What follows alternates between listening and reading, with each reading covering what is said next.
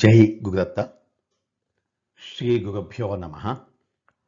అందరికీ నమస్కారం. నా పేరు అనంతకుమార్. అనంత భక్తి ఛానల్కు మిమ్మల్ని అందరినీ ఆహ్వానిస్తున్నాను. ఈ ఛానల్ను ఆదరిస్తున్నందుకు మీకు నా వందనములు. శ్రీ గురు చరిత్రను శ్రవణము చేస్తూ మీరు ఆ దత్తాత్రేయుని కృపకు పాత్రలు కావాలని కోరుతూ ఇంత శ్రద్ధాభక్తులతో వింటున్నందుకు మిమ్మల్ని అందరినీ అభినందిస్తున్నాను. శ్రీ గురుచరిత్ర జ్ఞానకాండమునందు శ్రీ గురు చతుర్దాశ్రమ గ్రహణము, గురు పరంపర కథనము అను 12వ అధ్యాయాన్ని మనం ఈరోజు పారాయణ చేసుకుందాం. ఈ 12వ అధ్యాయాన్ని కూడా 2 భాగాలుగా పారాయణ చేసుకుందాము. ఈరోజు మనం భాగం 1వ భాగాన్ని పారాయణ చేసుకుందాం. ఈ అధ్యాయంలో శ్రీ గురు బాల నరహరి తల్లికి తత్వజ్ఞానాన్ని ఉపదేశించుట, శ్రీ గురుమూర్తి కృపతో తల్లిదండ్రులకు తగిన సంతానమును సంపదను అనుగ్రహించుట, తల్లి ఆజ్ఞను గైకొని ఇల్లు విడిచి తీర్థయాత్రకు ఏగుట, కాశీక్షేత్రమునందు నరహరి సన్యాస దీక్షను స్వీకరించుట, శ్రీ నృసింహ సరస్వతిగా విరాజిల్లుట, గురు పరంపరను గూర్చి సిద్ధముని నామధారకునకు వివరించుట, శ్రీ నృసింహ సరస్వతి స్వామివారి తీర్థ పర్యటన, వీటిని గురించి మనం ఈ అధ్యాయంలో తెలుసుకుంటాము. శ్రీ గణేశాయ నమః. శ్రీ సరస్వత్యై నమః. శ్రీ గురుభ్యో నమః. శ్రీపాద శ్రీవల్లభ శ్రీ నృసింహ సరస్వతి శ్రీ గురు దత్తాత్రేయాయ నమః. శ్రీగురుడు అయిన నరహరి తన తల్లితో అమ్మా అని సంబోధించి ఈ విధముగా తత్వమును ఉపదేశింపసాగాను. అమ్మ, ఈ శరీరము అనిత్యము అని నీకు తెలియను. క్షణభంగురమైన ఈ జీవితమును ఏమని విశ్వసించగలము? కావున అనిత్యాని శరీరాన్ని విభవోనైవ శాశ్వతః నిత్యం సన్నిహితో మృత్యుః కర్తవ్యో ధర్మ సంగ్రహ. అనగా ఈ శరీరములు అనిత్యములు, ఈ సంపదలు, ఈ వైభవములు ఏవీ శాశ్వతముగా ఉండునవి కావు, నశ్వరమైనవి, పైగా నీటి బుడగల వంటివి. ఇంకను తోడనే ఉండు మృత్యువు నీడవోలే అన్నట్లుగా మృత్యువు ఎల్లప్పుడూ మనకు సమీపముగా మన తోడనే ఉండును. కావున చక్కగా ధర్మమును ఆచరించుటయే ముఖ్య కర్తవ్యము కావలేను. శరీరము స్థిరముగా ఉన్నంతలోనే మానవులు ధర్మమును ఆచరించుట ఉచితము. ఒకవేళ ఎవరైనా మృత్యువును జయించి చిరంజీవిగా ఉన్నచో అతనికి నీవు చెప్పిన విధముగా క్రమానుగతముగా కొంతకాలము బ్రహ్మచర్యమును, మరి కొంతకాలము గృహస్థాశ్రమమును, ఆ తర్వాత వానప్రస్థము, చివరగా తురీయ ఆశ్రమమైన సన్యాసమును గ్రహింపవచ్చును. కానీ నశ్వరమైనటువంటి క్షణికమైనటువంటి ఈ దేహము ఎంత మాత్రము స్థిరమైనది కాదు. మృత్యువుని గురించి భయపడేవాడు బాల్యము నుండియే మోక్ష ధర్మమును గురించి ఆచరించుట యుక్తము. శరీరము యవ్వనంలో ఉన్నప్పుడే, ఆరోగ్యవంతంగా ఉన్నప్పుడే ధర్మమును ఆచరించి పుణ్యమును మూట కట్టుకొనవలెను. మృత్యువును జయించిన వారు మాత్రమే వృద్ధాప్యం వచ్చిన తర్వాత ధర్మమును ఆచరించగలగేమో. అది నాకెంత మాత్రమూ తెలియదు. ఆయువు అహోరాత్రములు క్షణక్షణము క్షీణించిపోతూనే ఉండును. అందుకే చిన్ననాటి నుండియే ధర్మమును ఆచరింపవలెను. అల్పాయుష్కులైన మానవుల జీవితము కొద్దిగా నీరు నిలిచిన గుంటలో చిక్కుబడిన చేపల జీవితము వంటిదే అని గ్రహించవలెను. కనుక ప్రాణము ఉన్నంత వరకు నిష్టగా పరిపూర్తిగా ధర్మమును ఆచరించి తీరవలెను. సూర్యుని యొక్క సంచారము వలన రాత్రి పగలు ఏర్పడుచున్నవి. 7 గుర్రములను కలిగిన రథమును అధిరోహించిన సూర్యుడు ఎక్కడా నిలిచి ఉండకుండా అత్యంత వేగముతో ఒక్క నిమిషమునకు 22,000 యోజనముల దూరం పరిగెత్తుకొని పోవచ్చు దివారాత్రములు చక్రం వలె తిరుగుచున్నాడు. అనగా అంత భాగం మన ఆయుష్యమునందు క్షీణించిపోవచ్చున్నది అని గుర్తుంచుకొనవలెను. క్షణక్షణమునకు ఆయువు నశించిపోవచ్చున్నది కానీ పెరుగుటలేదు. ఆయుష్యము క్షీణించుచున్నది అనగా మృత్యువు సమీపించుచున్నది అని బాగుగా గ్రహించవలెను.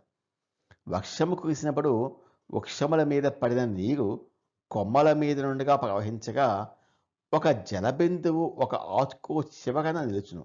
కానీ ఆ నీటి బిందువు అక్కడ స్థిరముగా ఉండక వెంటనే నేల మీద పడిపోయినట్టుగా ఈ శరీరము కూడా స్థిరముగా ఉండదు. ఇది నీటి బొగ్గ వంటిది. జీవులకు మరణము తథ్యము. యవ్వనము దాటి వృద్ధాప్యం వచ్చే వరకు, ఆ తర్వాతనో అంతకుముందో ఈ శరీరము నశించిపోవట ఖాయం. అమ్మా, అందుకే ఈ దేహమును ఎప్పుడు విశ్వసించకూడదు. మృత్యువు దేహమును అంటిపెట్టుకునే ఉండును. పండుటాక వృక్షము నుండి రాలిపోయినట్లుగా ఈ శరీరమును ఎప్పుడూ నమ్మకూడదు. అది ఎప్పుడు రాలిపోవనో ఎవరికి తెలియను. ఎవరికైనాను జరామరణములు తప్పవు. వృద్ధాప్యమునందు శరీరము కృషించుటచే ధర్మాచరణము అసంభవము, కష్టతరము అగును. యవ్వనమును నిత్యము అని విశ్వసించకుండా శీఘ్రముగా మోక్ష ధర్మమును ఆచరింపవలేను. అప్పు ఇచ్చినవాడు రోజులు గడిచిన కొద్దీ ఆ రోజులను లెక్క పెడుతూ ఎప్పటికప్పుడు ఏ విధంగా వడ్డీని లెక్కించునో బాకీని చెల్లించవలసినది గుర్తు చేయుచుండునో అదేవిధంగా యముడు దివారాత్రములు గడిచిపోయిన కొద్దీ తన లెక్కలో ప్రతి జీవుని ఆయుష్యం యొక్క వ్యయమును లెక్కించి పెట్టును. సముద్రమునందరి నీరు ఆవిరై పైకి ఎగసి మేఘములుగా మారి వర్షించి ఏర్పడిన సమస్త నదులన్నీ సముద్రం వైపే ప్రవహించి సముద్రంలో కలిసిపోవును. కానీ అవి ఎప్పుడునూ వెనుకకు తిరిగి రావు. అటులే మన ఆయుష్యము కూడా దివారాత్రముల ద్వారా తరిగిపోచున్నదే కానీ తిరిగి కూడబెట్టుట అన్నది ఎట్టివారికి శక్యము కాని పని. గడిచిన రాత్రింబవళ్ళు తిరిగి రావు, ఇది నిశ్చయం. ఇట్టి జీవితమునందు పుణ్యమును సంపాదింపని నరులు పశువులతో సమానులు. ఏ రోజైనా ఏ కొంచెమైనా ధర్మమును లేదా పుణ్యమును ఆచరించకుండా గడిచిపోయినదో ఆ రోజు వ్యర్థముగా గడిచిపోయినది అని పశ్చాత్తాపమును చెందవలెను. యముణ్ణి ఎంతగా ప్రార్థించినాను మన యందు దయ చూపక ఆయువు ముగిసిన వెంటనే తీసుకుని పోవును. యమస్య కరుణా నాస్తి కర్తవ్యో ధర్మ సంగ్రహ అని శాస్త్రము చెప్పుచున్నది. యమునికి దయలేదు. వెంటనే పుణ్యమును సంపాదించాలి, ధర్మమును ఆచరించాలి. భార్యాపుత్రులు, ధనము, పశు సంపద, ఆయుష్యము, దేహము, గేహము ఇవి అన్నీను శాశ్వతము అని ఎవరు భావించెదరో వాడు పశువే కాని వేరు కాదు. మానవులను ఇతర ప్రాణులను భక్షించే మొసలి వలె ఈ శరీరమును వృద్ధాప్యం భక్షించి వేయును. అందుకే యవ్వన దశలోనే విద్వజ్జనులు పుణ్యమును ఆచరించాలి. కావున అమ్మా, నేను కోరిన పని చేయవద్దు అని నన్ను ఎందుకు నిలవరించుచుంటివి? ఇది ఎంత మాత్రమూ సరైనది కాదు సుమా. ఎవరైతే మూర్ఖులుగా సోమరులుగా దివారాత్రములను గడుపుదరో వారందరూ యమధర్మరాజుకు ముద్దు బిడ్డలు అయ్యెదరు. అమరత్వమును అమృతత్వమును సంపాదించుకుని కోరిక గల యోధులందరూ తప్పక ధర్మమును ఆచరింపవలేను. ఈ సంసారము ఒక స్వప్నం వంటిది. మల్లెపూ ఉదయమున వికసించి సాయంత్రమునకు ఎట్లు వాడిపోవునో శరీరము కూడా అట్లే వాడిపోవట తథ్యము.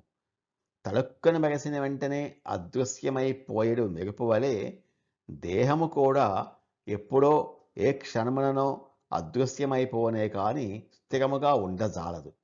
నేను వృద్ధాప్యం వచ్చిన తర్వాతనే ధర్మమును సంపాదించెదను, పుణ్యకార్యము చేసేదను అని తలంచువాడు అసమర్థుడు, అజ్ఞాని, మూర్ఖుడు అని పిలువబడును అని ఈ విధముగా 8 ప్రాయము కలిగిన ఆ బాలుడు అనేక విధములుగా తల్లిదండ్రులకు తత్వజ్ఞానోపదేశమును చేయుచుండెను. అక్కడున్న వారందరూ, అబ్బా, ఈ పిల్లవాడేమిటి, ఇంత గొప్ప సత్యమైన తత్వను బోధించుట ఏమిటి అని విస్మయపడుచుండెగి. ఇదేమి చోద్యమో, ఎప్పుడూ వినలేదు కనలేదు అని కొందరు ముక్కు మీద వేలేసుకొని స్థాణువుల వలె ఆశ్చర్యపడి తిలకించుచుండెగి. కుమారుని మాటలు విని అతని తల్లి ఇలా అనెను, దేవా, కుమారా, నీవు మాకు చక్కని జ్ఞానబోధ చేసితివి. ఇదంతయు సత్యమే, కానీ నేను అజ్ఞానురాలను. నా విన్నపమును వినుము అని అతనికి చేతులెత్తి నమస్కరించి తిరిగి ఇలా అన్నది, పుత్ర, నీవు మా కుల దేవతవు. నాకు 9 పుత్రులు కలుగుదురు అని ముందే నాకు బోధ చేసితివి. అయితే మాకెంత మాత్రము విశ్వాసము కలుగుటలేదు. కావున మాకు 1 పుత్రుడు కలుగునంత వరకు నీవు మా వద్దనే, మా ఇంటనే ఉండవలెను. అప్పటి వరకు నీవు ఇంటిని విడిచి వెళ్ళుటకు నేను అనుమతిని ఇవ్వను. ఇది నిశ్చయము అని విన్నవించినది. ఒకవేళ నా మాటను ధిక్కరించి నీవు వెళ్ళిపోయినచో నేను వెంటనే నా ప్రాణములను వదిలివేసేదను. ఇది ముమ్మాటికి నిజము. నీవు మాత్రము మా పుత్రుడవు కాదు, మాకు కులదేవతవు. నా మాటలు తప్పక నిజము చేసేదవు అని నమ్మికగా ఒక మాటను చెప్పు నాయనా అని దీనముగా ఆ తల్లి కోరెను. తల్లి మాటలను వినిన బాలుడైన నరహరి చిరునవ్వి ఇలా అన్నాడు, అమ్మా, తప్పక నీ మాటలను పాటించదను. నా మాట నిజము. నీవు చెప్పిన మాటలను తప్పక నిజము చేయుదును. అమ్మా, వినుము. ముందుగా నీకు 2 పుత్రులు కలిగెదరు. వారు కలిగిన వెంటనే నేను వెళ్ళిపోదును. అప్పుడు నన్ను నిర్బంధించవద్దు. మీకు సంతోషముతో నాకు సెలవును ప్రసాదింపవలెను.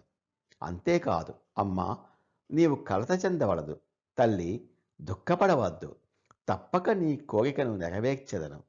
1 సంవత్సరం వరకు నీకు 2 పుత్రులు జన్మించెదరు. అంతవరకు మీ తోడనే, మీ ఇంటనే నిశ్చయముగా నివసింతును. కానీ అనంతరము వెంటనే నేను వెళ్ళిపోవటకు మీకు సంతోషముతో అనుమతిని ఇయ్యవలెను అని ఆ నరహరి దేవుడు అత్యంత ప్రేమతో నిశ్చయపూర్వకముగా చెప్పి తల్లికి నమ్మకమును కలిగించి ఓదార్చెను. అప్పటి నుండి సంవత్సర కాలము ఇంటిలోనే ఉండి అనేక మంది శిష్యులతో కూడి వేదశాస్త్రమును అధ్యయనము గావించుచు తల్లిదండ్రులకు ఆనందము కలిగించుచుండెను. నగరవాసులు అందరూ విస్మితులై, ఇది ఎంత ఆశ్చర్యము, గొప్ప విశేషము! కేవలము 7 సంవత్సరములు నిండిన పిల్లవాడు చతుర్వేదములను నిరాఘాటముగా చెప్పుచున్నాడు అని కొందరు అనుకొనుచుండిరి.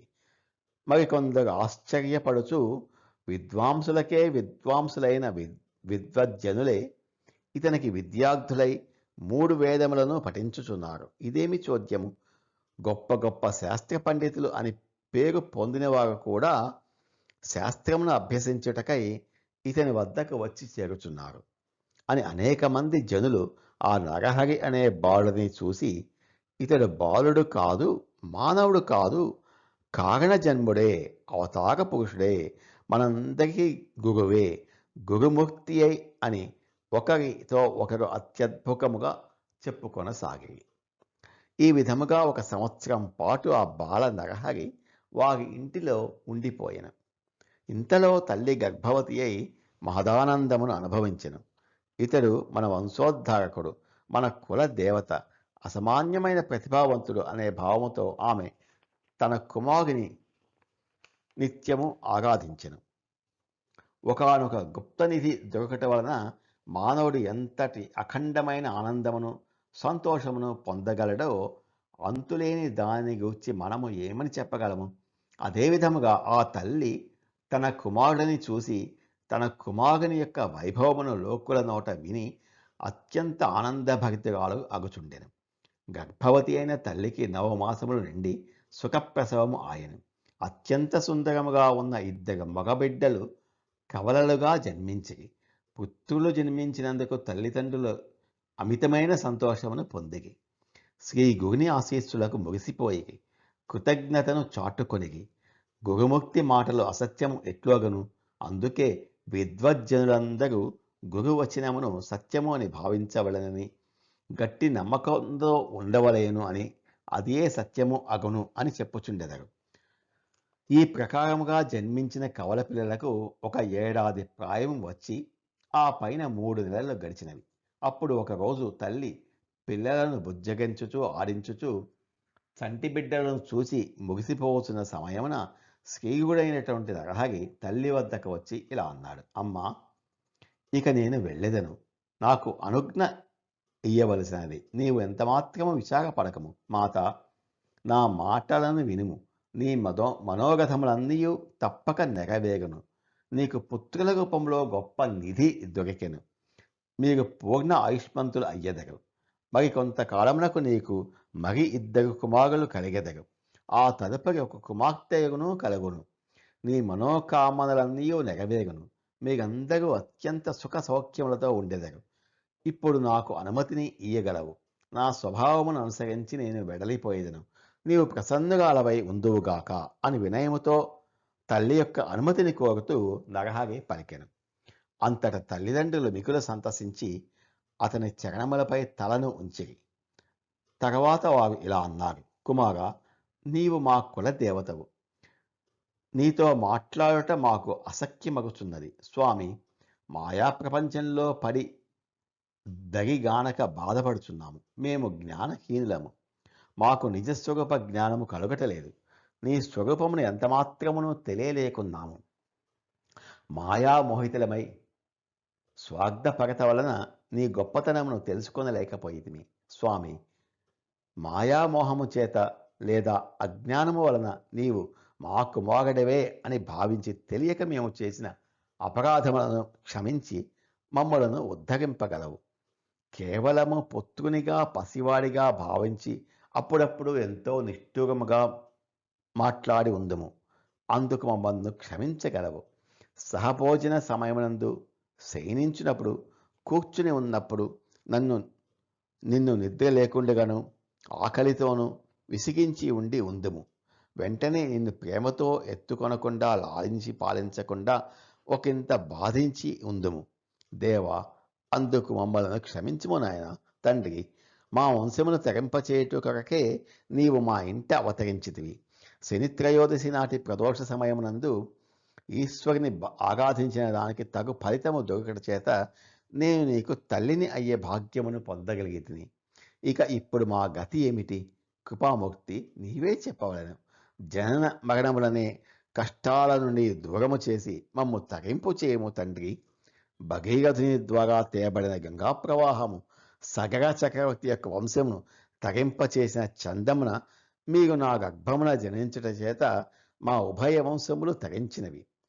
మమ్మలను ఈ భయంకరమైన సంసార సాగరమునందు ఎందుకు నెట్టితివి? పుత్ర, నీవు మా ప్రాణ సమానుడవు. నీ దర్శనము లేకుండా మేము ఎలా జీవించగలము అని పలికిరి. దీనికి ఆ పిల్లవాడు ఏమి సమాధానం ఇచ్చాడో మనం తర్వాత భాగంలో తెలుసుకుందాము. జయ గురుదత్త. శ్రీ గురుదత్త. నమో భగవతే వాసుదేవాయ. ఏతత్ఫలం శ్రీ గురుచరణారవిందార్పితమస్తు. స్వస్తి. అనంత భక్తి ఛానల్ నందు ఈ వీడియోను వీక్షించినందుకు ధన్యవాదాలు. శ్రీ గురుచరిత్రలోని మిగిలిన అధ్యాయాల కొరకు అనంత భక్తి ఛానల్ను సబ్స్క్రైబ్ చేసుకోండి.